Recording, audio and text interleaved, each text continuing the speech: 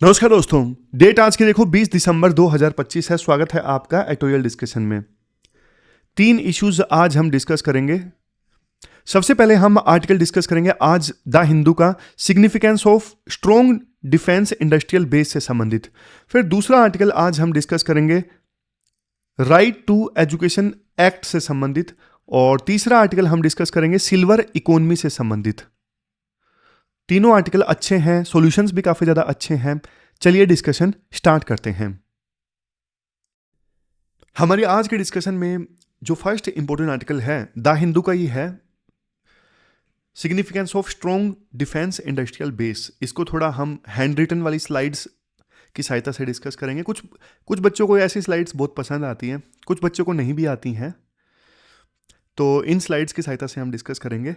Writer है राजीव गाबा, जो देखो नीति आयोग के मेंबर हैं, और ये सारे एस्पेक्ट्स इस आर्टिकल में हम डिस्कस करेंगे। डिफेंस इंडस्ट्रियल बेस है क्या, हमने कैसे अपने पैरों पर कुल्हाड़ी मार ली है, और रिफॉर्म्स क्या आए हैं, यूक्रेन वार ने हमें क्या सिखाया, सब डिस्कस करेंगे। सबसे पहले बात करते हैं 2047 वाले विजन की। आजकल ये ट्रेंड बन गया है, जो भी आर्टिकल आता है ना वो 2047 के विजन के साथ अपने आप को लिंक कर ही देता है। तो देखो हमारा टारगेट है 2047 से पहले विकसित भारत बनना। लेकिन देखो, क्या सिर्फ इकोनॉमी बढ़ने से देश अपना डेवलप बन जाएगा? आंसर है नो। जो राइटर है ना राजीव गाबा, वो कहते हैं देखो देश में ना स्ट्रेटेजिक कैपेबिलिटीज मैटर करती हैं। डेवलप नेशन बनने के लिए क्या मैटर करती हैं? Strategic capabilities. आप ना वो समझो, बेसिक समझो। हम ना डिफेंस इंडस्ट्रियल बेस पे काम कर रहे हैं। डिफेंस इंडस्ट्रियल बेस का क्या मतलब है? देखो, डिफेंस इंडस्ट्रियल बेस का मतलब सिर्फ बंदूक बनाना नहीं है। इसका मतलब है एक पूरा इकोसिस्टम हमारे देश में तैयार करना। इकोसिस्टम मतलब डिफेंस से रिलेटेड जो इक्विपमेंट्स हैं उनके ऊपर रिसर्च, उनकी मैन्युफैक्चरिंग इंडिया में, उनकी टेस्टिंग इंडिया में, पूरी सप्लाई चेन इंडिया में। और अगर देखो डिफेंस कॉरिडोर हमने बना दिया, मतलब ये जो डिफेंस इकोसिस्टम है हमारे देश में स्ट्रांग नहीं है, तो फिर देखो सुपर पावर इंडिया का बनना पॉसिबल नहीं है। आर्टिकल ना एक बहुत बड़ी चीज पॉइंट आउट करते हैं, स्ट्रक्चरल वल्नरेबिलिटी। स्ट्रक्चरल वल्नरेबिलिटी का मतलब क्या है? देखो आप सोच के देखो, हमने आजादी के बाद क्या किया है? हमने कहा कि डिफेंस प्रोडक्शन ना सिर्फ गवर्नमेंट करेगी, और प्राइवेट सेक्टर जैसे टाटा, महिंद्रा, L&T, इनकी एंट्री को हमने मना कर दिया। लेकिन ना हम अपने प्राइवेट प्लेयर्स को मना करते थे, बट फॉरेन कंपनीज से हम वेपन खरीद रहे थे। फॉरेन प्राइवेट कंपनीज से सोच के देखो, अपनी प्राइवेट कंपनीज को हम मना कर रहे थे कि नहीं नहीं आपकी एंट्री डिफेंस में नहीं होनी चाहिए, लेकिन फॉरेन की प्राइवेट कंपनीज से हम हथियार खरीद रहे थे। मतलब क्या ही कॉन्ट्राडिक्शन है। आप अपनी खुद की प्राइवेट कंपनीज पे मतलब ट्रस्ट नहीं करते थे, तभी आपने अलाउ नहीं किया कि वो डिफेंस सेक्टर में आए। तो इसका रिजल्ट क्या हुआ? इसका रिजल्ट देखो सीधा सीधा ये हुआ कि हम ना वर्ल्ड के लार्जेस्ट इंपोर्टर बन गए। और ये सिप्री का डेटा बोल रहा है कि इंडिया वर्ल्ड का लार्जेस्ट आर्म इंपोर्टर है। सारा देश का जो पैसा है आजादी के बाद बाहर चला गया, मतलब हथियार डिफेंस वाला पैसा ज्यादातर बाहर चला गया, हथियारों को खरीदने में लग गया। सिक्योरिटी के लिए हम पूरी तरह से ना दूसरों पे डिपेंड हो गए, दूसरों पे अपनी जो डिपेंडेंसी है वो बढ़ गई। लेकिन देखो अच्छी चीज ये है, सरकार ने इस चीज को ना माना है। पिछले कुछ सालों में ना पिक्चर थोड़ी सुधरी है। अब सरकार इकोसिस्टम धीरे धीरे बनाने पे फोकस कर रही है। जैसे अब प्राइवेट कंपनीज मिसाइल्स और ड्रोन बना रहे हैं, अब जाके आजादी से पहले, आजादी के बाद तुरंत नहीं बना रहे थे, अब अलाउ किया है। अब देखो फॉरेन पैसा डिफेंस सेक्टर में आ सकता है, क्योंकि 75% सरकार ने अलाउ कर दिया है कि डिफेंस मैन्युफैक्चरिंग जो यूनिट्स हैं उनमें 75% पैसा तो 75 कह रहा हूं 74% पैसा तो ऑटोमेटिक रूट से आ सकता है। और पहले देखो जो ये OFB है ना, यानी ऑर्डिनेंस फैक्ट्री, जहां पे ये बनते थे हथियार वगैरह, गोला बारूद, पहले ये सरकारी विभाग हुआ करता था। अब ना इसे 7 प्रोफेशनल PSUs में बदल दिया गया है। मतलब ये इस OFB के लिए इसको तोड़ के ना, पहले ही सरकारी विभाग था ऑर्डिनेंस फैक्ट्री बोर्ड, अब इसको तोड़ के अलग अलग 7 PSU बना दिए गए हैं। तो सरकार का जो लक्ष्य है वो ये है कि हमें ना एफिशिएंसी इंक्रीज करनी है, एफिशिएंसी बढ़ानी है। और अब तो ना सरकार बल्कि लिस्ट भी निकालती है, और लिस्ट निकाल के सरकार कहती है कि ये सामान इंडिया में ही बनेगा, इसे हम बाहर से इंपोर्ट नहीं करेंगे, ताकि ताकि ऑप्शन ही ना हो। मतलब वैसे वाला सामान जो इंडियन कंपनीज के पास बनाने की कैपेबिलिटी है, कम से कम वो हम बाहर से अभी ना इंपोर्ट करें, और हमारे देश में इकोसिस्टम इंप्रूव हो। और इन चीज़ों का इम्पैक्ट भी हुआ है। इम्पैक्ट क्या हुआ है, मतलब ये जो डिफेंस वाली चीज़ें हैं ना, इनका जो प्रोडक्शन है वो 1,27,000 करोड़ तक पहुंच गया है। आज हम 80+ कंट्रीज को वेपन्स बेच रहे हैं।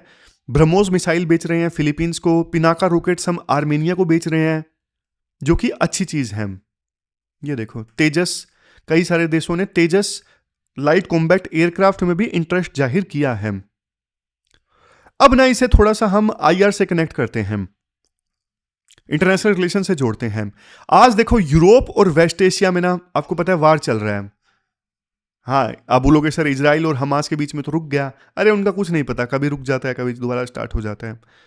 तो राइटर कहते हैं देखो, अब युद्ध वाली सिचुएशन में ना एक ही स्ट्रेटजी सबसे बेस्ट है, सेल्फ रिलायंस।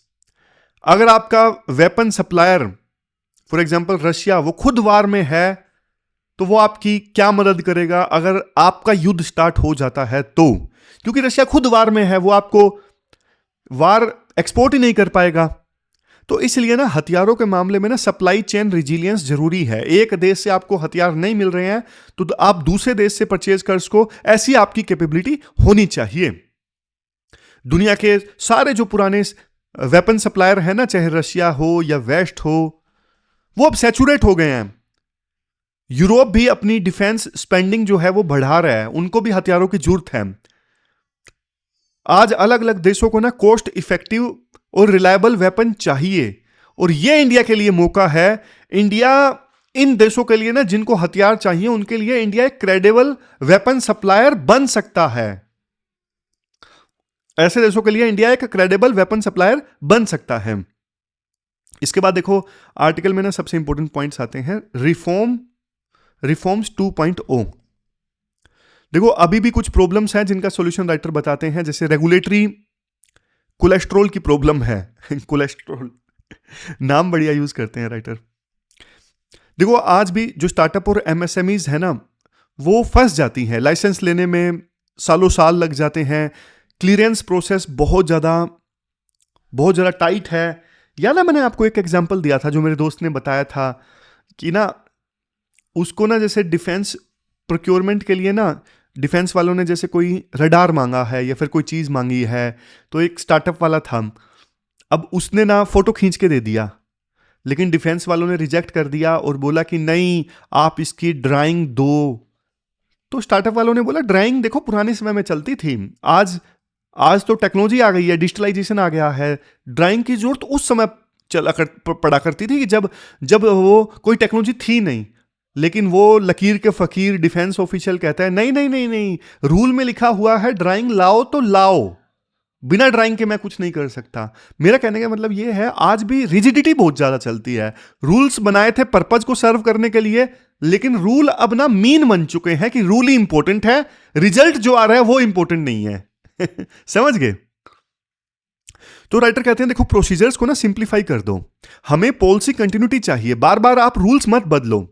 टारगेट ये होना चाहिए कि 2029 तक ना हम 50,000 करोड़ का जो एक्सपोर्ट है ना, कम से कम वो कर दें। ये हमारा लक्ष्य होना चाहिए, 50,000 करोड़ तक का एक्सपोर्ट 2029 तक। फिर राइटर बोलते हैं देखो DRDO को ना अपने को थोड़ा ट्रांसफॉर्म करना पड़ेगा, रीडिफाइन करना पड़ेगा। क्योंकि देखो ये चीज ना अक्सर इंटरव्यू में पूछ ली जाती है कि DRDO उतना इफेक्टिव ढंग से काम नहीं कर सका, लेकिन इसरो ने बढ़िया ढंग से काम किया। DRDO को ना अपने को जर्नलिस्ट नहीं स्पेशलिस्ट बनाना पड़ेगा। अभी क्या करता है DRDO, देखो रिसर्च भी करता है, नट बोल्ट भी DRDO डिजाइन करता है, लेकिन नया मॉडल ये होना चाहिए DRDO ना सिर्फ फ्रंटियर रिसर्च करे, जैसे हाइपरसोनिक पे, AI पे, क्वांटम पे। बाकी देखो चीजें प्रोड्यूस करनी है, उनको कॉमर्शलाइज करना है, वो सारा काम प्राइवेट सेक्टर को दे दो ना यार, इससे कंपटीशन भी बढ़ेगा और क्वालिटी भी सुधरेगी। है ना। फिर इसके बाद नेक्स्ट पॉइंट में राइटर बोलते हैं एक्सपोर्ट फैसिलिटेशन एजेंसी। नया आइडिया राजीव गाबा देते हैं। वो बोलते हैं कि एक नई ऑर्गेनाइजेशन, एक नई एजेंसी बना दो जो सिर्फ डिफेंस के एक्सपोर्ट को देखे, और सिंगल विंडो सिस्टम होना चाहिए। अभी देखो मिनिस्ट्री ऑफ डिफेंस, MEA, ये सब अलग अलग काम करते हैं, कोऑर्डिनेशन इशू बहुत ज्यादा है इनके बीच में। फिर नेक्स्ट पॉइंट इसी में मान लो या फिर नेक्स्ट मान लो, फाइनेंशियल फ्रेमवर्क वाला। इंडिया देखो, इंडियन जो मैन्युफैक्चरर है ना, उनके पास में दो दिखते हैं। एक तो टेस्टिंग फैसिलिटीज की, वेपन उन्होंने बना भी लिया प्राइवेट मैन्युफैक्चरर ने, बट दिक्कत आती है टेस्ट कहां पे करें, क्योंकि सरकार के पास में तो वेपन टेस्ट करने की बहुत सारी रेंज है, जमीन है, इनके पास में कोई जमीन नहीं है। और दूसरी दिक्कत आती है प्राइवेट मैन्युफैक्चरर को क्रेडिट लाइंस की। अब देखो दूसरे देश जो हैं उधार देकर वेपन बेचते हैं। एग्जाम्पल चाइना जो है वो लोन देता है फिर वेपन बेचता है। इंडिया को बिना गवर्नमेंट टू गवर्नमेंट एग्रीमेंट और लाइंस ऑफ क्रेडिट एग्रेसिव करनी होंगी ताकि दूसरे देश हमारा वेपन खरीदें। लास्ट में एक काफी पावरफुल विचार के साथ में राइटर आर्टिकल खत्म करते हैं। वो बोलते हैं देखो डिफेंस एक्सपोर्ट बढ़ाना ये सिर्फ पैसों के लिए नहीं होना चाहिए कि इससे इंडिया पैसा कमा सकेगा, ये स्ट्रेटेजिक लिवरेज है। जब देखो आप किसी देश को वेपन देते हो ना, तो वो फिर आपसे ना डिप्लोमेटिक लेवल पे जुड़ जाता है, जरूरत पड़ने पे आप उस देश का इस्तेमाल भी कर सकते हो। और डिफेंस मैन्युफैक्चरिंग हमारे देश में बढ़ेगी तो हमारी इंपोर्ट पे डिपेंडेंसी कम हो जाएगी, हाई स्किल्ड जॉब्स जो हैं क्रिएट होंगी और इंडिया इससे ग्लोबल पावर बनेगा। तो ये पूरा आर्टिकल हमने डिस्कस किया किसके बारे में, डिफेंस मैन्युफैक्चरिंग को इंक्रीज करने के बारे में। और कौटिल्य की एक बात भी बोली जाती है। कौटिल्य ने क्या बोला था, जो ट्रेजरी की स्ट्रेंथ है और जो आर्मी है वो डिटरमाइन करती है कि किंग अपने राज्य को संभाल पाएगा या नहीं संभाल पाएगा। तो वही बात है।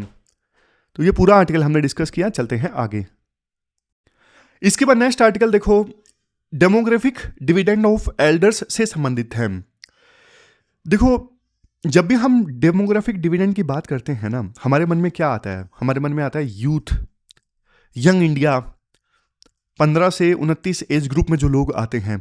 लेकिन इस आर्टिकल में फोकस किया गया है सिल्वर इकोनॉमी पे, कि कैसे जो एल्डर्स हैं वो उनका हम फायदा उठा सकते हैं, उनका डिविडेंड वो कैसे इकोनॉमी में कंट्रीब्यूट कर सकते हैं।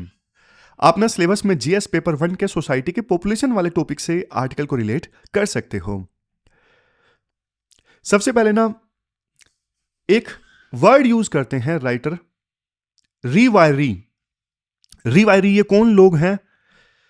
देखो आर्टिकल ये कहता है रिटायरमेंट का जो मतलब है वो ये नहीं होना चाहिए कि हाँ भाई ये लोग थक गए हैं इसलिए अब इनसे काम नहीं करवाया जा रहा है, अब इनको घर बैठना है। नहीं, इसका मतलब देखो ये होना चाहिए कि उन्होंने ना अपनी लाइफ की जो पहली इनिंग है वो खत्म कर ली है। अब वो जो है काम करते रहना चाहते हैं लेकिन एक अलग ढंग से, वो अपनी लाइफ को ना अब रीवायर करना चाहते हैं। मतलब वो कुछ अलग, कुछ मीनिंगफुल करना चाहते हैं। आप ना सोच के देखो, यूथ के पास में क्या है, यूथ के पास में एनर्जी है बट एक्सपीरियंस नहीं है। और जो रीवायरी लोग हैं ना, उनके पास में एक्सपीरियंस और मैच्योरिटी दोनों चीजें हैं। तो ये लोग ना एक प्रकार से विजडम कैपिटल की तरह हैं, लेकिन उस विजडम कैपिटल को ना हम लोग क्या कर रहे हैं, उस विजडम कैपिटल को हम ना वेस्ट कर रहे हैं। अब आपके दिमाग में ना एक सवाल जरूर आया होगा और ये वैलिड डाउट भी है कि सर हम दादाजी की उम्र के लोगों से क्या काम करवाएंगे क्या? अगर दादाजी की उम्र के लोग काम करेंगे तो फिर पोतों को तो नौकरी मिलेगी ही नहीं, क्योंकि वही काम करते रहेंगे। रिटायर लोग नहीं होंगे तो नई पोस्ट भरेगी कैसे? देखो राइटर बोलते हैं इकोनॉमी में ना इस चीज को क्या बोलते हैं, इकोनॉमी में इस चीज को बोलते हैं लंप ऑफ लेबर फैलेसी। मतलब भी समझाऊंगा, लंप ऑफ लेबर फैलेसी। लोग सोचते हैं कि ना जॉब्स की जो गिनती है वो फिक्स है, लेकिन वास्तव में देखो ऐसा होता नहीं है। समझ रहे हो? मतलब ये सोचना कि जॉब्स तो उतनी है लेकिन ऐसा होता नहीं है। आर्टिकल एक चीज क्लियर करता है, जो ये रीवायरी लोग होंगे ना, जो रिटायरमेंट के बाद में काम करने का तरीका चेंज कर लेंगे, वो लोग ना ऐसा काम करेंगे जो शायद यूथ को नहीं आता है।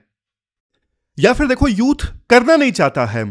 यूथ ना आज के समय में 9 से 5 वाली जो रिजिड, जो पनिशिंग शेड्यूल वाली जॉब है ना, कि जिसमें एकदम स्ट्रिक्ट शेड्यूल होता है 9 से 5 वाला, वो जॉब्स आज के टाइम में यूथ नहीं करना चाहता है।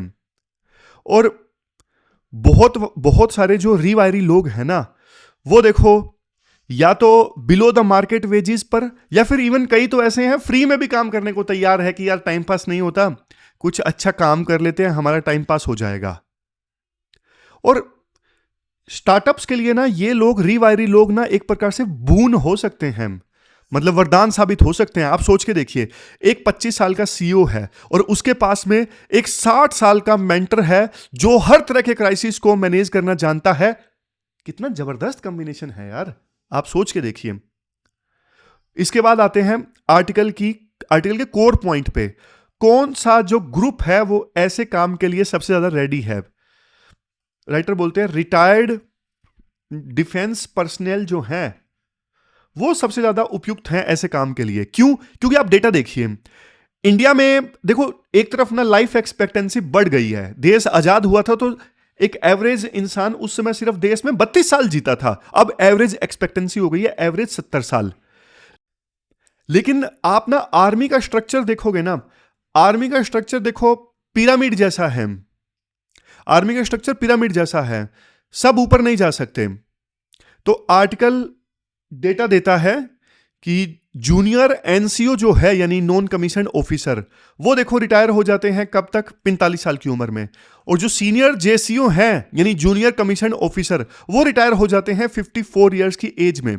आप सोच के देखिए, 45 की एज में आजकल ना जो कॉर्पोरेट करियर वाला है ना, वो पीक पर होता है। और हमारे सोल्जर इस एज पे ना रिटायर हो रहे हैं। वो अभी भी यंग हैं, वो ज्यादा डिसिप्लिन्ड हैं, वो ज्यादा ट्रेंड हैं, लेकिन उनको रिटायर कर दिया जाता है। फिर ये लोग ना गांव और छोटे शहरों में जगह जगह पे रहते हैं, अलग अलग जगहों पे। कोई टीयर 2 सिटी में रहता है, कोई टीयर 3 सिटी में रहता है। समझ गए? देखो, अभी कहने को होता यह है कि जो आर्मी है वो देखो जॉब फेयर लगाती है। आर्मी जो है वो जॉब फेयर लगाती है डायरेक्टोरेट जनरल रीसेटलमेंट के अंडर। बट आर्टिकल एग्जाम्पल देता है, देखो पुणे और पटना में ना जॉब फेयर्स हुए हैं जिसमें 2000 से ज्यादा एक्स सर्विसमैन आए। वहां उन्हें देखो कौन सी जॉब्स मिलती हैं? सुपरवाइजर की जॉब मिल गई, सिक्योरिटी मैनेजर की जॉब मिल गई, या फिर प्लानर की जॉब मिल गई। अब प्रॉब्लम यह है कि जो कॉर्पोरेट जॉब्स है ना, कॉर्पोरेट जॉब्स देखो बड़े शहरों में है, पटना जैसे शहरों में आपको कॉर्पोरेट जॉब्स नहीं मिलेगी। लेकिन देखो वो एनसीओ या फिर वो जेसीओ जो गांव में बैठा है, जहां पे कॉर्पोरेट जॉब नहीं है, उसका क्या? उसका तो पोटेंशियल वेस्ट हो रहा है ना। तो इस गैप को हमें भरना है। यहां पे राइटर ना एक शानदार सॉल्यूशन प्रपोज करते हैं। आप ध्यान से सुनिएगा। राइटर बोलते हैं ऐसे रिटायरीज का ना, ऐसे लोगों का जिनके अंदर पोटेंशियल है लेकिन अब रिटायर हो चुके हैं, ऐसे रिटायरीज को ना सोशल इंपैक्ट ग्रुप के साथ में जोड़ना चाहिए। सोशल इंपैक्ट ग्रुप के साथ में उन्हें आप बनाओ एजेंट्स ऑफ चेंज। क्या बनाओ? चेंज लाने के एजेंट उन्हें बनाओ। कैसे काम करेगा यह मॉडल? सबसे पहले ना आप लोकल लेवल पे ना लीडरशिप डेवलप करो। लोकल लेवल पे वो सोल्जर देखो उसी गांव का है और लोग उसकी गांव में ना रिस्पेक्ट करते हैं।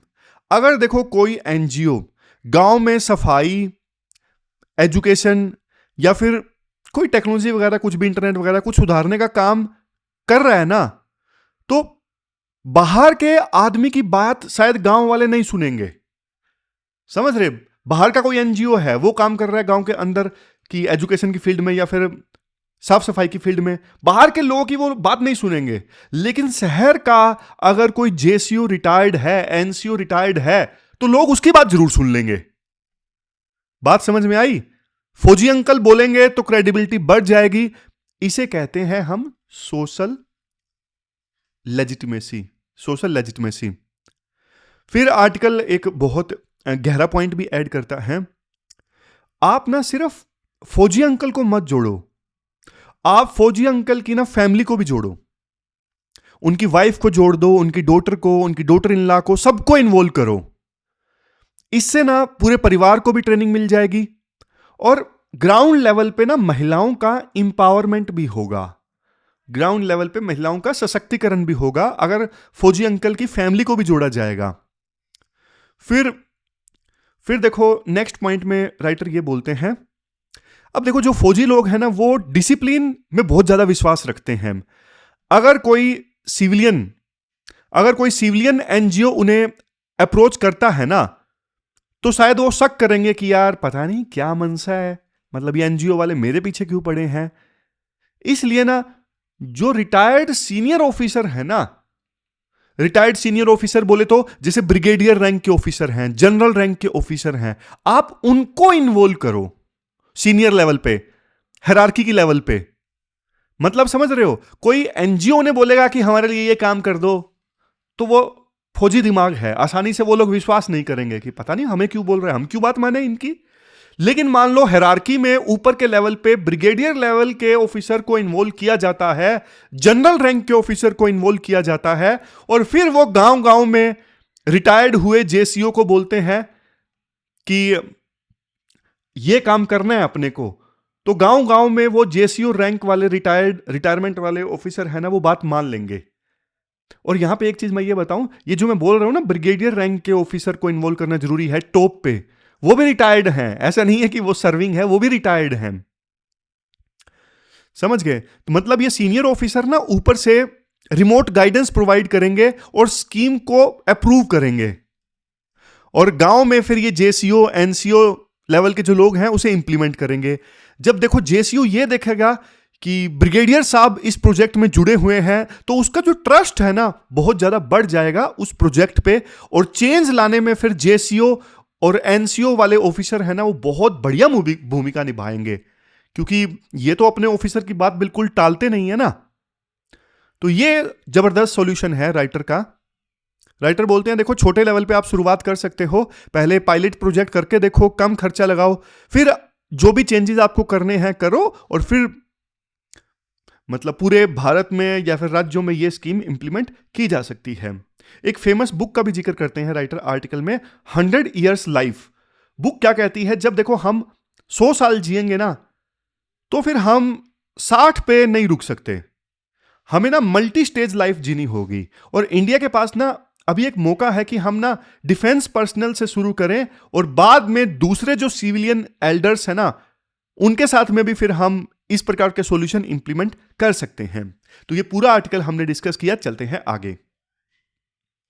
इसके बाद हम बात करते हैं राइट टू एजुकेशन एक्ट की। आपने सिलेबस में जीएस पेपर सेकंड के इस टॉपिक से आर्टिकल को रिलेट कर सकते हो। सबसे पहले देखो बेसिक्स हम क्लियर कर लेते हैं, क्योंकि आर्टिकल का कोर आर्ग्यूमेंट समझने के लिए ना ये पता होना चाहिए कि आरटीई एक्ट 2009 आखिरकार है क्या। आप ना ये याद करो कि 86th कॉन्स्टिट्यूशनल अमेंडमेंट 2002 में सरकार लेके आई थी, और इसने ना एजुकेशन को एक फंडामेंटल राइट बना दिया था आर्टिकल 21A के अंतर्गत। पॉलिटी में हम पढ़ते हैं ना कि आर्टिकल 21A में ये डाल दिया 6 से 14 साल वालों के लिए जो एजुकेशन है ना वो फ्री एंड कंपलसरी है। अब सोचिए देखो, क्या क्लास 8 पास करके कोई बच्चा जो है वो जॉब रेडी हो सकता है? नहीं हो सकता। तो आर्टिकल यही पॉइंट उठाता है कि जैसे देखो एक लड़की है वो 14 साल की होती है मान लो, तो आरटीई का जो सेफ्टी नेट है वो तो खत्म हो गया ना। सरकार कहेगी हमने तो सिर्फ 6 से 14 साल के एज ग्रुप को फ्री एंड कंपलसरी एजुकेशन देने की बात कही है, बाकियों को नहीं। 14 के बाद तो एजुकेशन फ्री है नहीं, कंपलसरी है नहीं। तो यही सबसे इंपॉर्टेंट क्लिफ पॉइंट है, जहां से देखो जो ड्रॉप आउट्स है ना खास करके लड़कियों के, वो सबसे ज्यादा बढ़ते हैं। आर्टिकल कहता है कि बहुत सारे बच्चे जो स्कूल नहीं जा रहे हैं वो इसलिए स्कूल नहीं जा रहे हैं क्योंकि देखो अब सरकार उन्हें फ्री में स्कूल भेज नहीं रही है, मतलब सरकार की जिम्मेदारी अब खत्म हो गई है। लेकिन थोड़ा सा ना आप ग्राउंड रियलिटी पे फोकस कीजिए। Centre for legal action and behaviour change for children, यानी CLAB, इन्होंने ना एक स्टडी की। इन्होंने ना 5 राज्यों के 757 विलेजेस का सर्वे किया। अब ध्यान से सुनिएगा। असम, बिहार, कर्नाटक, महाराष्ट्र और राजस्थान के बहुत सारे गांवों का इन्होंने सर्वे किया और फाइंडिंग में यह आया कि इन विलेजेस में ना 10,474 जो लड़कियां हैं वो स्कूल नहीं जा रही हैं। और सबसे डरावनी सिचुएशन तो देखो बिहार की है। अकेला देखो बिहार जो है वहां पे 5,781 जो गर्ल्स हैं ना वो आउट ऑफ स्कूल हैं, यानी टोटल का ऑलमोस्ट 55% शेयर। राजस्थान में 1,627 लड़कियां, असम में 1,127 लड़कियां। तो यहां पे ना एक ट्रेंड नोटिस किया गया। ट्रेंड जानते हो क्या था? ट्रेंड ये था कि ड्रॉप आउट रेट ना सेकेंडरी क्लास यानी 9वीं 10वीं क्लास और हायर सेकेंडरी क्लास यानी 11वीं 12वीं क्लास में ना ड्रास्टिकली हाई है as comparison to primary level. क्यों? वही रीजन है जो हमने शुरुआत में डिस्कस किया कि RTE का जो प्रोटेक्शन है ना वो क्लास 8वीं पर खत्म हो जाता है। एक स्पेशल केस स्टडी है बिहार की। आर्टिकल इस केस स्टडी को हाईलाइट करता है कि बिहार में ना लड़कियां बाकी स्टेट्स के मुकाबले थोड़ा जल्दी ड्रॉप आउट कर रही हैं। मतलब इवन 6ठी से 8वीं क्लास में ही जो ड्रॉप आउट है वो 6.6% स्टार्ट हो जाता है। इसका मतलब देखो बिहार में प्रॉब्लम सिर्फ कानून की नहीं है, बिहार में प्रॉब्लम थोड़े डीप रूटेड सोशल इश्यूज की भी है, जिसे हमें ना अलग से स्टडी करने की आवश्यकता है। फिर इसके बाद आर्टिकल में एक और पॉइंट बताया जाता है जो न्यूज हेडलाइंस में नहीं आता है, बट बहुत स्ट्रॉन्ग तरीके से आर्टिकल इस पॉइंट को उठाता है। देखो हम ये सोचते हैं कि बच्चे ना स्कूल नहीं जा रहे हैं क्योंकि पेरेंट्स गरीब हैं, बट क्या हो अगर स्कूल ही बच्चे से दूर चला जाए? मतलब क्या है इस चीज का? मतलब यह है कि 2019 से 2025 के बीच में ना भारत में गवर्नमेंट स्कूल्स की जो संख्या है ना बहुत ज्यादा कम हो गई है। लगभग 32,500 स्कूल्स को ना सरकार ने बंद कर दिया है या फिर उन स्कूल्स को मर्ज कर दिया गया है। तो इसका इंपैक्ट ये हुआ है कि 5,30,000 जो बच्चे हैं ना वो प्रभावित हुए हैं और इस वजह से इनरोलमेंट जो है वो 7.2% गिरा है। अब आप स्कूल मर्जर का कंसेप्ट समझिए। सरकार पॉलिसीज बनाती है किसके नाम पे? रैशनलाइजेशन के नाम पे, कि हाँ हम रिसोर्सेज को रैशनलाइज कर रहे हैं इसलिए 2 स्कूल्स को आपस में मर्ज कर रहे हैं। अब देखो सोचने में तो ये साउंड लग सकता है, लेकिन देखो सोशली ये लड़कियों के लिए ना बिल्कुल डिजास्टरस है। आप एग्जांपल से समझिए। अगर देखो स्कूल गांव के अंदर था तो पेरेंट्स देखो लड़की को ना भेज देते थे, लेकिन मर्जर के बाद स्कूल अब 3 किलोमीटर दूर हाईवे पे चला गया है तो पेरेंट्स बोलेंगे रास्ता जो है वो सेफ नहीं है, ट्रांसपोर्ट की व्यवस्था नहीं है, बेटी तुम वहां पे इतनी दूर स्कूल जाके क्या करोगे, घर बैठ जाओ। तो आर्टिकल देखो यही पॉइंट आउट कर रहा है कि स्कूल क्लोजर ने ना इतने सारे जो स्कूल बंद हुए हैं या फिर मर्ज हुए हैं ना, इन्होंने डिस्टेंस बढ़ा दिया है, जो देखो राइट टू एजुकेशन एक्ट का वायलेशन है एक प्रकार से, क्योंकि राइट टू एजुकेशन एक्ट बोलता था कि स्कूल नजदीक होने चाहिए। तो लड़कियों का ड्रॉप आउट बढ़ रहा है, उसका एक रीजन ये भी है। इसके बाद राइटर अब बात करते हैं सोसाइटी की। देखो स्कूल ड्रॉप आउट ना जेंडर न्यूट्रल इशू नहीं है। हालांकि आर्टिकल यह मानता है कि रिसेंट टाइम में लड़के भी इकोनॉमिक रीजंस की वजह से स्कूल छोड़ रहे हैं, लेकिन लड़कियों के लिए जो रीजंस है ना वो अलग हैं। देखो जब एक लड़की स्कूल छोड़ती है ना तो सिर्फ पढ़ाई नहीं रुकती, उसकी डिसीजन मेकिंग जो पावर है ना वो खत्म हो जाती है, वो वल्नरेबल हो जाती है। घर में बैठेगी अब तो बात माननी पड़ेगी।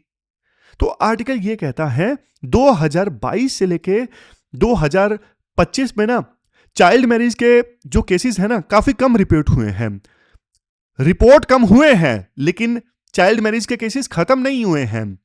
स्टेट्स जैसे देखो बिहार है, असम है, राजस्थान है, यहां पे देखो आज भी जल्दी मैरिज करना देखो एक बड़ा रीजन है जिसकी वजह से स्कूल जो है वो छुड़वा दिया जाता है।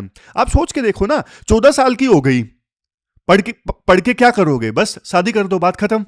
अगर बच्चा पढ़ रहा है तो फिर शादी लेट होती है, सीधी सी बात है।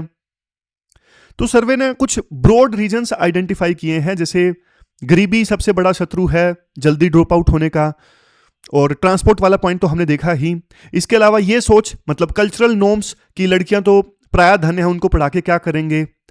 और कई बार देखो इंफ्रास्ट्रक्चर भी कारण बनता है, स्कूल में ना टॉयलेट्स नहीं होते, तो इस वजह से ना लड़कियों को दिक्कत आती है, वो अपने घर बताती हैं कि वहाँ पे ये सब दिक्कत आती है, तो फिर वो जाना नहीं चाहती। कई बार घर वाले बोल देते हैं अरे वहाँ पे टॉयलेट ही नहीं है, क्या करोगी जाके बाहर टॉयलेट, मतलब समाज ऐसा है। अब क्या बोलूँ मैं, खराब है ये चीज़, लेकिन लड़के तो जैसे आपको पता है खुले में इधर उधर कर देते हैं। तो लास्ट में ना राइटर सॉल्यूशन देते हैं। राइटर कहते हैं देखो सबसे पहला सॉल्यूशन तो ये है, जो RTE एक्ट है ना इसको अमेंड कर दो। फ्री और कंपलसरी जो एजुकेशन की लिमिट है ना वो 18 साल होनी चाहिए, ना कि 14 साल।